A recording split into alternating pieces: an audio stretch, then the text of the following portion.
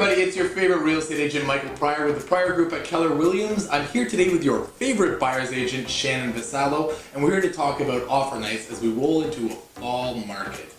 It's still a seller's market out there, still have low inventory, so we're still seeing multiple offers, and we're here to learn how to win multiple offer nights without necessarily having the highest offer on the table. There is a way to do that, and your offer is like a whole package. Okay. So something to consider would be your closing date.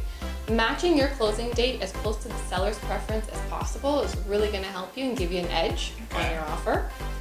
Something like deposit amount as well, which is generally about 5% of the purchase price, but if you can add to that a little bit more, making yourself look more financially able and willing to purchase that property, that's something that's beneficial. Okay. Also conditions. Having no conditions and going into an offer night firm will definitely give you an advantage and help you win the property that night.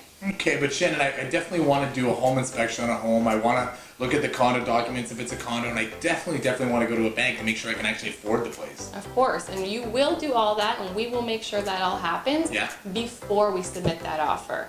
So generally the things that we'll do after an accepted offer with conditions, we're going to make sure that's all done beforehand, making sure you want the property and you're able to afford the property. That makes sense. Okay, so we're still doing all the work, we're just doing it ahead of time. If you guys have any questions about how to win an offer night, or you guys are looking to get some more information on the Toronto real estate market, feel free to reach out for us. And if we don't hear from you, have yourself a great fall market.